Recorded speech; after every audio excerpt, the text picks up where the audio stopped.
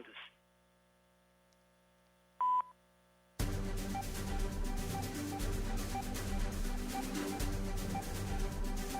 Atenção, radialistas de todo o Brasil. É hora de noticiar os fatos que ajudam a construir um novo país. Direto dos estúdios da Empresa Brasil de Comunicação em Brasília, vem aí a Voz do Brasil.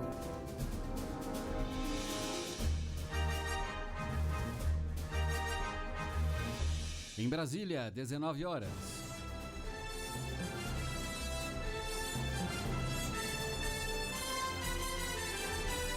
Está no ar a Voz do Brasil.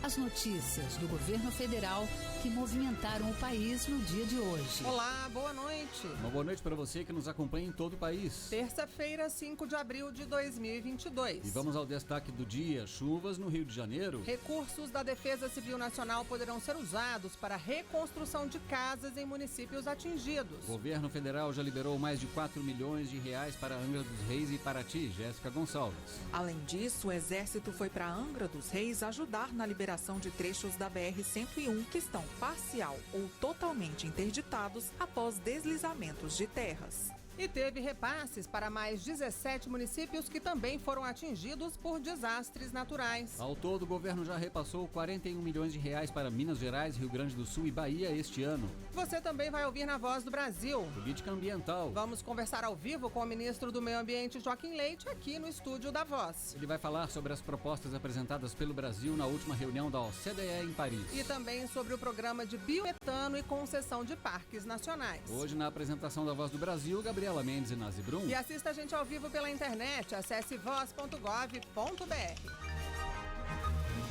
O Brasil tem sido um protagonista em medidas de proteção ao meio ambiente e em políticas de desenvolvimento sustentável do setor. Várias ações têm sido tomadas, reforçando o comprometimento assumido com a comunidade internacional. E para falar dessas ações, conversamos com Joaquim Leite, ministro do Meio Ambiente. Boa noite, ministro. Boa noite a todos. Ministro, o senhor participou em Paris da reunião ministerial do Comitê de Política Ambiental da Organização para a Cooperação e Desenvolvimento Econômico, a OCDE. Qual foi a principal mensagem que levamos lá? Nós levamos uma mensagem que o Brasil é parte da solução global aos desafios que nos unem, os desafios climáticos. E o Brasil conseguiu, nessa reunião, colocar um posicionamento claro. O grande desafio global hoje e atual é a energia e energias renováveis. E o Brasil conseguiu ir a esse encontro, a esse comitê, e propor políticas e mostrar políticas que o governo federal vem fazendo, como de biometano, como de energias renováveis, como de hidrogênio verde. Foi uma ótima oportunidade para a gente mostrar a todos que participam dessa organização que os 39 países, e o Brasil está agora num processo de acessão à OCDE, que o Brasil sim é parte da solução e fará sim uma contribuição global, especialmente em relação a energias renováveis. Ministro, o plástico no meio ambiente foi um dos assuntos tratados, né? Que medidas que o Brasil vem adotando para combater essa disseminação de plástico na natureza? O governo federal tem um programa de combate ao lixo do mar, Rios Mais Limpos e Lixão Zero. Importantíssimos programas que combatem o lixo no mar, que não deixam que um lixo chegue até o mar. O Lixão Zero já fechou 20% dos lixões no Brasil desde 2019. Por que é importante você fechar um lixão e transformar aquilo num aterro sanitário e reciclar aquilo que é produto ou que é resíduo que pode ser reciclado? Porque esse resíduo não chega mais na natureza. Uma melhor forma de evitar com que esse plástico chegue na natureza é você dar um novo destino a esse lixo, que era um lixo plástico que pode se transformar em resíduo e pode virar matéria-prima para a indústria de volta. Esse é um grande desafio global. E o Brasil, junto com mais de 100 países, assinou no mês passado um compromisso para reduzir a poluição de plástico nos oceanos. E o Brasil aí está fazendo um papel importante, reduzindo aqui no Brasil os lixões a céu aberto, que com certeza acabam transformando aquilo que é lixo em algo que vai degradar a natureza e vai acabar parando nos rios. Então, o Lixão Zero é uma boa solução e é um programa que tem dado resultados. São 647 lixões que já foram fechados. Então, isso é um trabalho que nós vamos... É uma agenda importantíssima do governo federal e nós estamos no caminho certo. Eliminar os lixões a céu aberto no Brasil. Agora, ministro, sobre o mercado de créditos de carbono, o Brasil poderá ser aí um exportador desse tipo de crédito? Com certeza. O governo brasileiro, nós estamos agora empenhados em implementar esse mercado regulado brasileiro de emissões, e é importantíssimo que o Brasil seja, com certeza, um dos mais importantes fornecedores de crédito de carbono para o mundo. Lembrando que o crédito de carbono ele pode ser usado para compensar as emissões. E o Brasil é responsável por menos de 3% das emissões globais. Então, o Brasil está olhando para os 97% de emissões globais e é uma oportunidade do Brasil gerar créditos de diversas formas e exportar aos países e às empresas que precisam compensar as suas emissões. E o Brasil, com certeza, será aí um dos protagonistas desse mercado.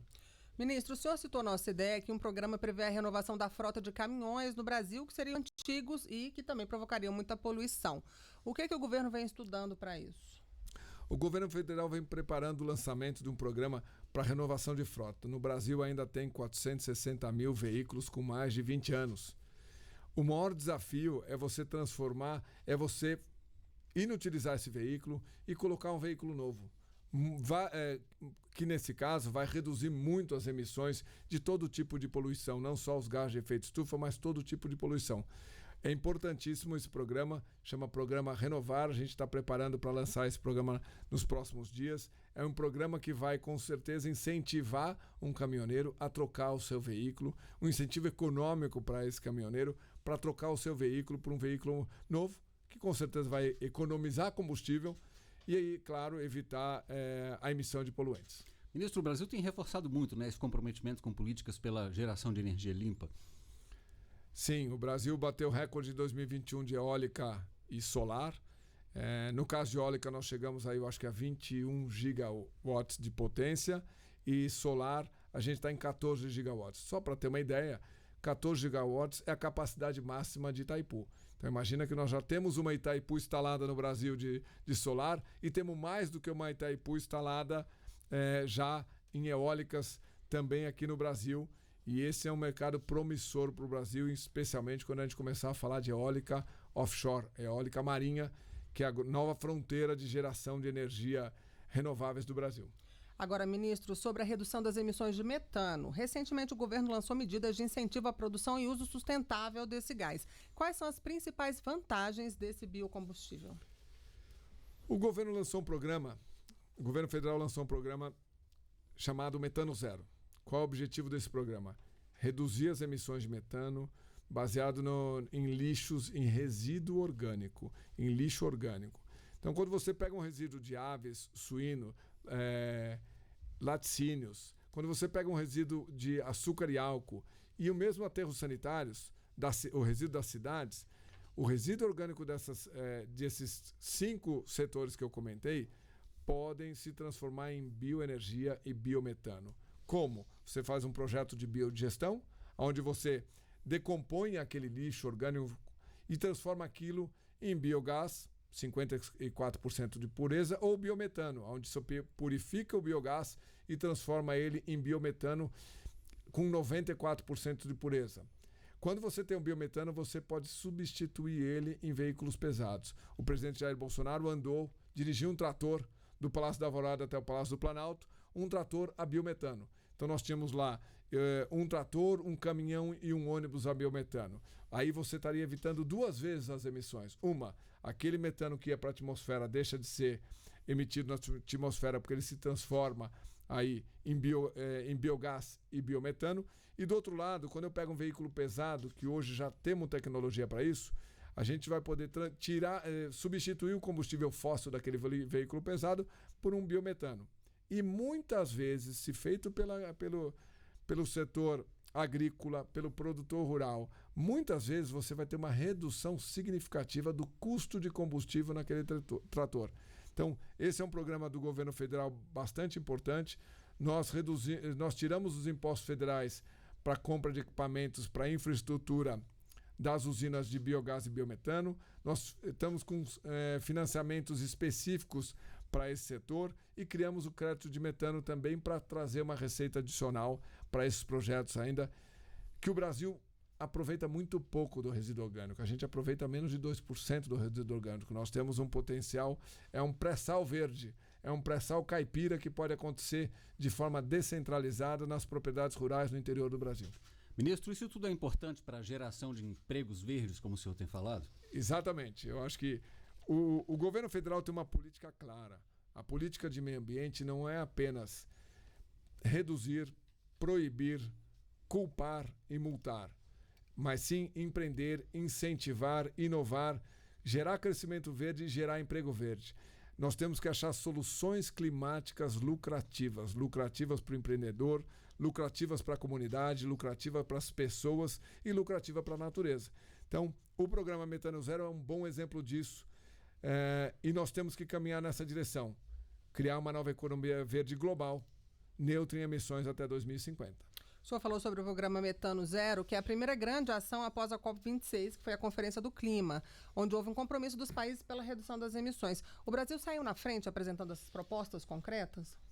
4 meses após o acordo de metano que nós assinamos na Conferência do Clima, o primeiro país a fazer alguma coisa efetiva e concreta foi o Brasil. O primeiro país a dar incentivos fiscais, financiamentos específicos e criar o crédito de metano foi o Brasil. Isso eu apresentei durante a OCDE. O Brasil é sim um país que faz na direção correta, faz de forma racional e responsável, criando geração de emprego verde, criando a oportunidade de você trabalhar num setor como esse. O que nós esperamos que isso aconteça de forma relevante para contribuir com a redução de emissões globais. Ministro, vamos falar agora de parques. Recentemente o governo concedeu o Parque Nacional do Iguaçu à iniciativa privada. Quais são as vantagens? O governo federal foi um sucesso.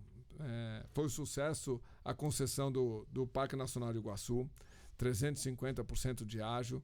Isso significa que parques nacionais e turismo de natureza andam juntos, têm que andar juntos, e o brasileiro está conhecendo o Brasil. E o Brasil tem aí, nós no governo federal temos 70 parques nacionais que com potencial de turismo. Como fazer isso acontecer realmente? Traz a iniciativa privada com a responsabilidade também agora nesse novo modelo de concessão de proteger. Então, esse novo modelo de concessão traz a obrigação ao concessionário de montar a brigada de incêndio, fazer treinamento, gerenciar essa brigada de incêndio e garantir proteção ao parque. Do outro lado, o recurso vai diretamente para o parque. Parte relevante desse recurso agora vai para o parque. Então, quando eu sou um concessionário que vou assumir aquele parque, eu sei que a outorga onerosa que eu tenho, parte dela se reverte a mais infraestrutura no parque. E mais infraestrutura significa mais proteção no parque. Então, foi um sucesso. Foi um sucesso porque nós agora abrimos 3 novos polos no Parque do Iguaçu, 13 pequenos municípios vão poder se beneficiar, como Capanema, Santa Cruz do Oeste e Céu Azul. São 3 pequenos municípios que que não tinha esse acesso, como tem Foz do Iguaçu, a Cataratas. Foz do Iguaçu e Cataratas estão muito interligadas. Esses 3 novos polos vão expandir o benefício do ecoturismo no Parque de Iguaçu a 13 pequenos municípios, gerando emprego verde de novo. Agora, ministro, quantos parques já foram concedidos e quais são as metas? 4 parques já foram concedidos, com Foz do Iguaçu é o 5º parque, tem mais 14 parques que vão ser concessionários. Um deles é Navilhanas, que eu visitei, que é bastante importante, está no meio do Amazonas, é um local, é um maior aquífero, 400 ilhas de água doce, é um lugar que vale a pena a visita. E nós estamos aí em processo de estudo para concessão também de Anavilhane, mais 14 parques. Eu acho que o governo federal fez um modelo novo que traz mais segurança jurídica, que dá mais segurança ao investidor. E o investidor trabalhando junto com o governo federal. O investidor cuidando do turista e agora de proteção, e o governo federal garantindo a proteção, porque nada é feito sem um plano de manejo supervisionado pelo governo federal, pelo ICMBio, que é quem cuida dos parques nacionais. Agora, ministro, nesse tipo de parceria aí com a iniciativa privada, todos saem ganhando, né? O turista, inclusive, né? O que ele vai encontrar num parque que é concedido à iniciativa privada?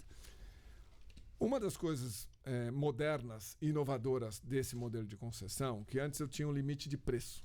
Então, eu tinha lá um preço fixo para o ingresso. Nós temos um limite máximo de preço. Então, quando você tem um dia que tem pouca movimentação, o concessionário pode dar desconto e reduzir esse preço. Além disso, o concessionário pode sim propor novas atividades naquele parque.